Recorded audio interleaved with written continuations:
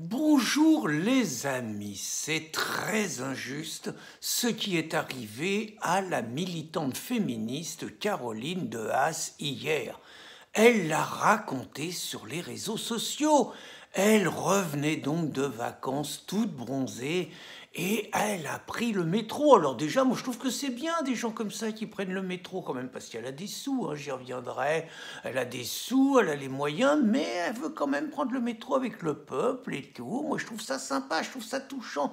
Donc elle prend le métro, elle est sur le quai en attendant que la voiture arrive et elle est agressée encore par un Islandais, on ne sait pas, un Islandais, un Norvégien, un Finlandais ou un Suédois, on ne sait pas trop, qui lui dit « Sale pute, va niquer ta mère ». Et non seulement il l'agresse verbalement, mais il lui donne un coup de pied. Et bien Caroline de Haas, elle a témoigné tout de suite. Alors je ne crois pas qu'elle ait été déposée plainte, je trouve ça dommage, mais elle a fait ça. Donc pourquoi je vous dis que c'est très injuste? Parce que je trouve que les Scandinaves qui l'agressent sont d'une rare ingratitude. Voilà quand même une femme, elle est féministe, elle a un parcours. D'abord, elle est l'aînée d'une famille de 8 enfants, enfants de médecins, donc dont une mère catholique. Elle a commencé au petit frère des pauvres, et puis après, elle a milité à l'UNEF. Alors à l'UNEF, elle n'avait pas vu, alors c'est une féministe quand même, elle n'avait pas vu tout le harcèlement sexuel qui a été dénoncé depuis, alors qu'elle avait des responsabilités, mais elle l'avait pas vu, elle était très prise, et puis après, elle est rentrée au Parti socialiste. Alors là, tranquille, hein, elle était attachée de presse de Benoît Hamon. Et puis après, elle est rentrée chez Nadjat. Elle était conseillère spéciale de la ministre Nadjat Vallaud-Belkacem, conseillère chargée des relations avec les associations et de la lutte sur les violences faites aux femmes. Donc la lutte contre les violences faites aux femmes. Donc c'était un sacré rôle, hein. Autrement dit, c'est elle qui négociait avec les associations pour que ça joue ensemble avec Nadjat.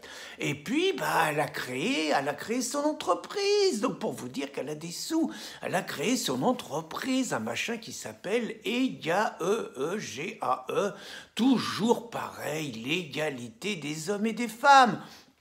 Donc, elle vend du conseil aux entreprises, aux syndicats, aux associations et aux collectivités locales. 420 millions de subventions en 2018.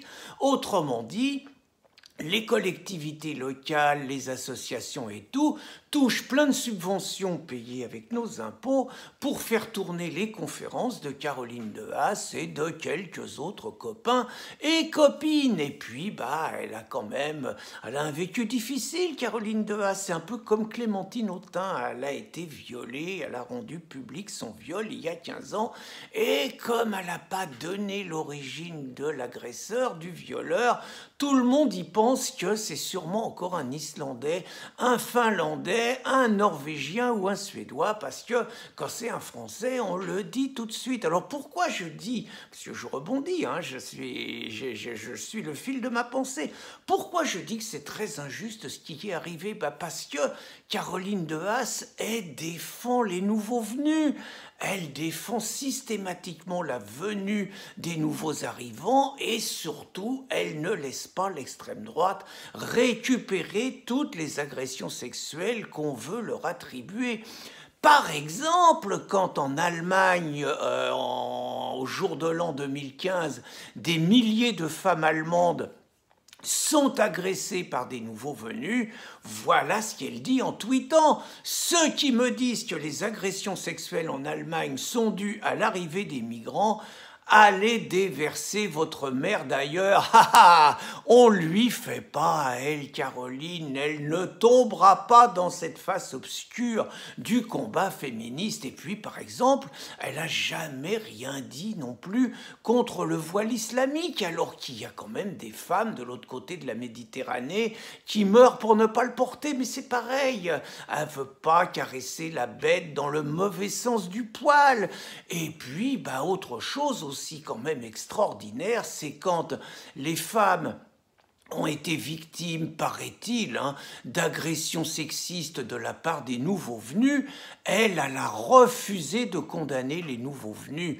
Elle a dit qu'il fallait élargir les trottoirs et que ça réglerait le problème. Et puis, elle va dans le sens de Marlène Schiappa qui dit que les agresseurs sexuels, dans toutes les vidéos qu'on voit et tout, c'est toujours les Français racistes, sexistes, misogynes et xénophobes qui agressent des femmes la plupart du temps issues de la diversité. Elle a une vraie vision de la réalité du monde, Caroline de Haas. D'ailleurs, c'est là-dessus, c'est pareil pour pas Caroline Fourest, pour Clémentine Autain, qui elle aussi a fait sa carrière sur son viol.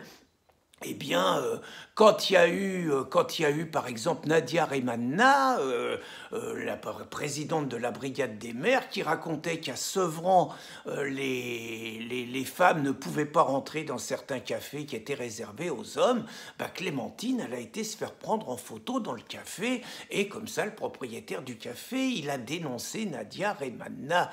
Donc, vous voyez quand même, en ce sens, c'est pour ça que je dis réellement ce qui est arrivé à Caroline de Haas est vraiment très injuste. Et moi, j'interpelle les Suédois, les Finlandais, les Islandais, les Norvégiens.